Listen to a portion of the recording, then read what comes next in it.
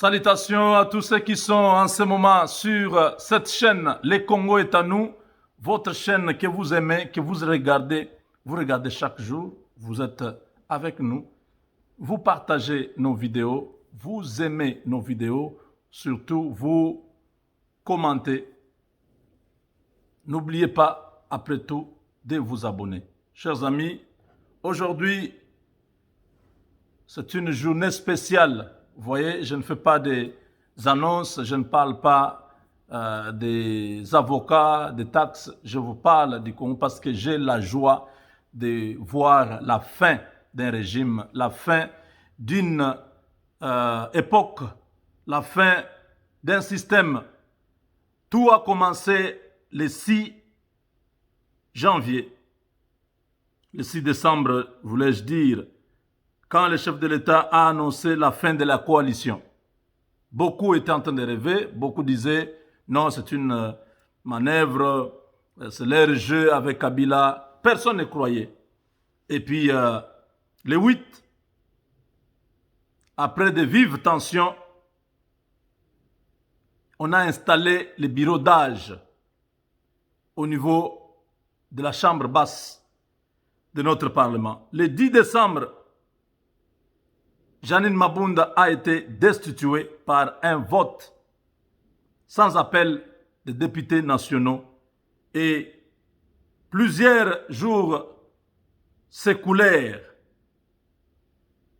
avant que nous puissions vivre le 25 janvier. Une motion de censure est déposée contre le gouvernement Ilunkamba. Le bureau d'âge convoque une plénière le 27 pour examiner cette motion de censure. Ils ont opté sur le champ, le vote. Au final, 367 députés nationaux décidèrent du départ de Ilunkamba et ses médiocres ministres. Le 29 janvier, le Premier ministre a résisté. Malgré tout, il a fini par déposer sa démission sur la table du chef de l'État.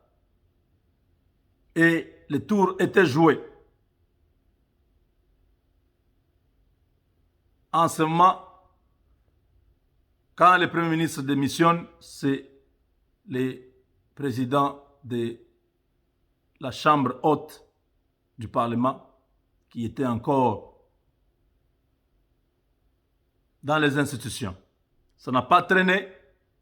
Soit 3 jours plus tard, une pétition est signée par la majorité des sénateurs qui ont déposé au Sénat et exigent le départ des membres du bureau, sauf Sami Badibanga, le premier vice-président. Vous avez compris, n'est-ce pas? Les 5, soit ce matin, Alexis Thambwe Mwamba ne pouvait pas tenir à la pression subie par la justice, par l'inspecteur général des finances, chef de service, M. Jules Alingete Key, et surtout éviter l'humiliation que Janine Mabunda a connue. Alexis Thambwe Mwamba déposa sa démission. Ainsi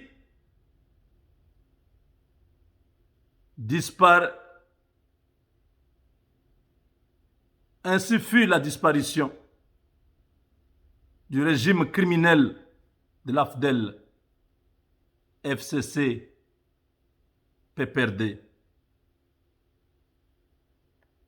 Des extraterrestres qui sont venus de nulle part, aujourd'hui devenus des patrons d'entreprises, des milliardaires en dollars.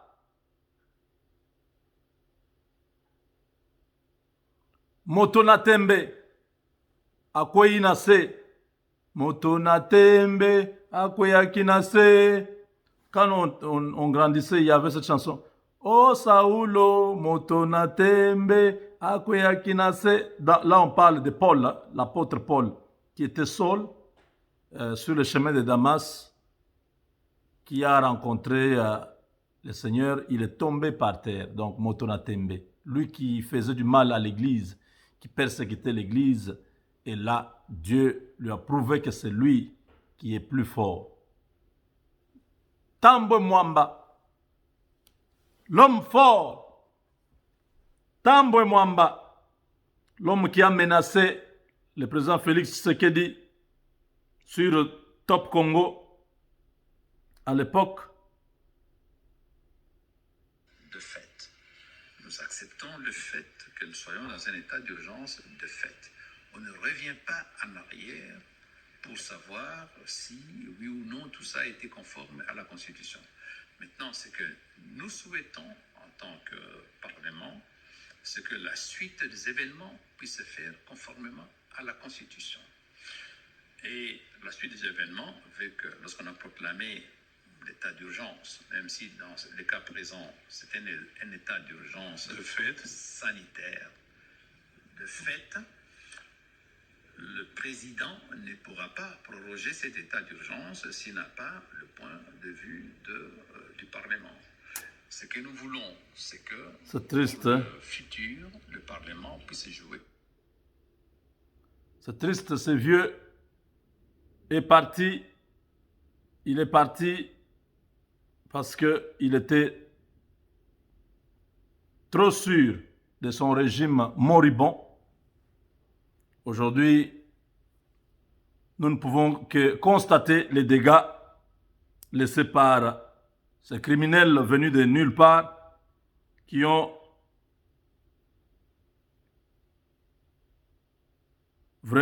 se sont joués de notre pays.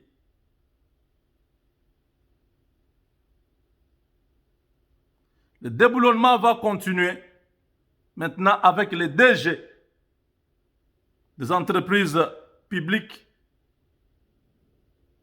le gouverneur des provinces et leur administration. Nous allons tout déraciner, tout déboulonner.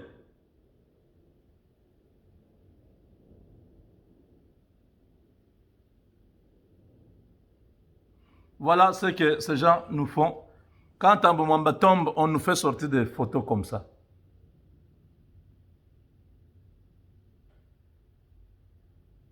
C'est la fille de Kabila. Sifa Kabila, qui a le visage de Olive Lembe. Je ne sais pas si c'est l'enfant de Kabila, vraiment. Qu'est-ce que ça veut dire? Ils veulent vous dire que non, nous nous préparons pour récupérer le pouvoir. Rêvez. Vous allez finir tous en prison. C'est ça.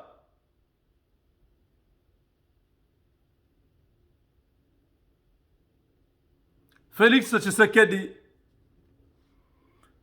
vient de prendre son avion pour Addis Abeba. C'est confirmé. C'est confirmé. Félix Tshisekedi est en train de partir en ce moment.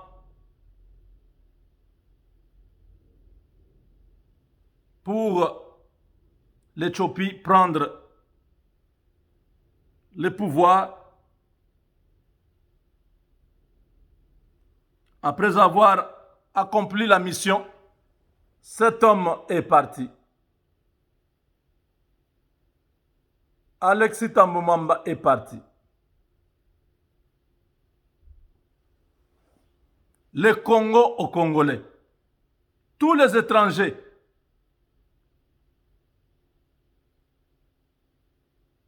doivent quitter les institutions. Maintenant, tous les DG de la MIBA, de la DGDA, la Régie des eaux, la SNEL, Congo Airways, Cohydro, Transco, Sonas, GECAMINE, DGRAD, Office congolaise de contrôle, OCC, Banque centrale, Société congolaise de postes et de télécommunications, Direction générale des impôts, OGFREM, SCTP, ONATRA, disons, RVA et autres. Vous êtes dans les collimataires. Parce que maintenant, le déboulonnement du régime criminel de l'AFDEL va se poursuivre au sein de ces sociétés du portefeuille de la République. Toutes ces sociétés de portefeuille sont remplies de mercenaires, de bois morts, qui excellent dans le détournement des fonds publics. Ces mécréants sans foi ni Dieu vivent et se comportent comme si la République démocratique du Congo est leur butin de guerre. Cette race de vipères, une progéniture de Satan. Le diable doit être tout simplement étonné de leur méchanceté. C'est ce que nous avons appelé le satanabolisme. Même le diable s'étonne, il dit, vous êtes tellement méchants. Comment un pays qui vous a tout donné, vous pouvez le détruire jusqu'à ce point? C'est terminé, chers amis. Vive l'état de droit. Vive le président Félix Tshisekedi. Vive le peuple congolais. Vive le changement. Que Dieu bénisse notre nation. Que Dieu soit désormais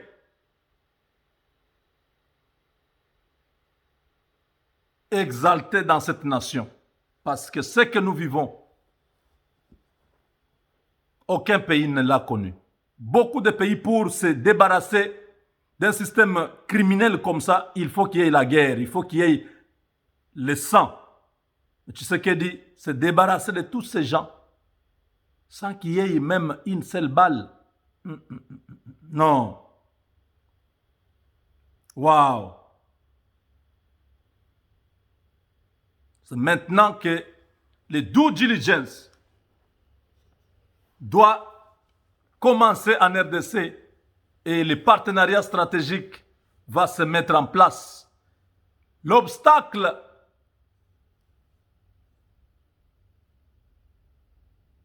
n'existe plus. Le dernier verrou, c'était le Sénat. Le Sénat vient de tomber. Maintenant, c'est le moment où tous les enfants du Congo doivent se mettre ensemble derrière notre président pour construire cette nation. La SNCC, DGDA, Transco, Trafigo, toutes ces entreprises, il faut qu'il y ait due diligence. Gécamine et tous les corollaires, toutes ces entreprises chinoises au Congo doivent fermer les bagages et dégager.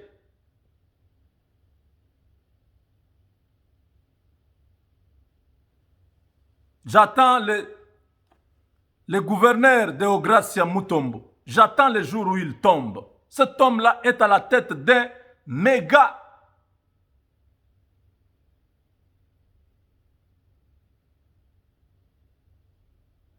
une méga organisation criminelle, mafia, la mafia congolaise, la plate tournante de la mafia, la contrebande financière de la RDC.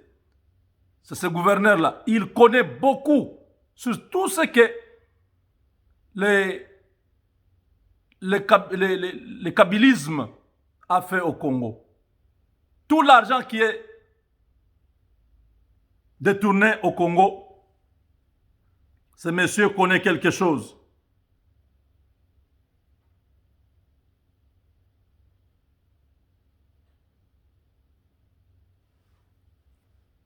il y a une opération qui se passe avec la SNEL. Au niveau de la SNEL, il y a blanchiment de capitaux. L'argent de Inga, qui vient de partout, vous connaissez l'histoire de 32 millions de Varist Bochab, tout ça, dans cette histoire de le Congo-Brazzaville. Maintenant, ce n'est plus à ce niveau-là, c'est devenu une opération que Kabila et son ministre des Finances avaient commencé avec Matata Pogno. Écoutez comment les choses, le blanchiment des capitaux. L'argent passe par est transféré à la Robank. Tout l'argent de la SNEL qui vient de pays comme l'Afrique du Sud, la Zambie, le Congo-Brazzaville, tout ça. Cet argent-là est déposé, quand ça vient de l'extérieur, c'est déposé à la Robank. Ensuite, la Robank Kinshasa transfère cet argent-là à Douglas Bank de New York, aux États-Unis. Douglas Bank prend cet argent et transfère ça en Europe à Indonex Bank, au Grand-Duché de Luxembourg, qui donne tour à tour l'ordre d'aller percevoir cet argent-là. Ça a commencé avec Matata Pogno. Après, c'était Matata Pogno en tant que ministre des Finances. C'était devenu Henri Yave, ministre des Finances aussi. Enfin, c'est le Yalagouli. Une opération où la RDC ne voyait rien que du bleu. On a retracé. Matata Pogno n'a pas encore fini avec ses tracasseries. Pas tracasseries, mais avec ses procès. Maintenant, c'est Henri Yave, c'est le Yalagouli. Tous les ministres des Finances vont se retrouver dans ce procès. Un procès de plusieurs millions de dollars, l'argent de la SNEL. Ekomi Elengi, c'est maintenant bon de vivre au Congo et voir combien tous ces criminels qui sont venus avec AFDEL vont aller un à un en prison. Avec confiscation de biens. Pas en prison, il est libre, il a encore ses biens. Non, non, non, non, non, non. On prend tout ce qui est à l'État. Si c'est l'argent, on saisit les comptes. Ces gens doivent savoir qu'ils nous ont fait souffrir. Nous leur avons rien fait. Le pays nous appartient à nous tous. Ils prennent le pays en otage. Ils décident unilatéralement de nous faire du mal, de nous priver de tout au détriment de Kabila et sa famille. Aujourd'hui, nous aussi, on leur tourne le dos. Les Congolais, aucun Congolais ne va vous protéger ni vous défendre. Nous vous livrons tous à Satan. Avec Dieu, nous vaincrons. Le chef de l'État vient de s'envoler pour Addis Abeba. Bonne chance et surtout félicitations au numéro 1 continental dans quelques heures. C'est une célébration pour les Congolais, bien qu'il y a un type qui s'appelle professeur qui est en Corée du Sud, là-bas, qui raconte n'importe quoi. Celui-là, il faut qu'on l'arrête. Tous les jours, il insulte le chef de l'État. Tous les jours, il qualifie le président de la République des choses inacceptables. Il faut que cet homme-là soit traduit en justice. Moi, j'ai des avocats ici. Mais je ne peux pas aller dans un dossier comme ça si je n'ai pas l'accord du chef de l'État, ni encore moins celui de sa famille. Parce que ça Ça nous fait très mal. Ça nous met très mal à l'aise. Nous tous ici, quand nous parlons, nous n'insultons pas. Nous dénonçons. Je peux dire, voilà, tel ministre, telle personne, il fait ceci. Ce sont des criminels. Je n'ai pas insulté. Je suis en train de les qualifier selon ce qu'il est en train d'accomplir comme travail. Il travaille mal, il est en train de commettre des crimes économiques.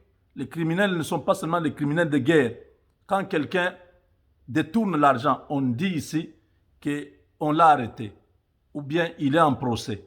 Cette personne-là, si je le qualifie qu'il est criminel, est-ce que j'ai péché? Parce que la preuve, si on me demande, la preuve est déjà en justice.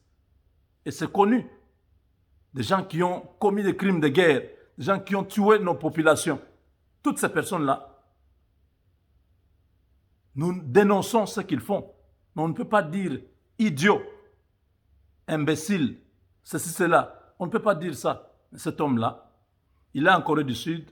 Je ne veux pas faire sa publicité, mais il va subir très bientôt le revers du médaillon. Qu'il continue à insulter le chef de l'État sans raison. Nous, les Congolais, nous sommes avec le président. Si vous voyez que quelqu'un ne pas être content du président Félix, cette personne-là, regardez bien son origine. Il n'est pas des nôtres. J'ai tout dit. Avec Dieu, nous vaincrons.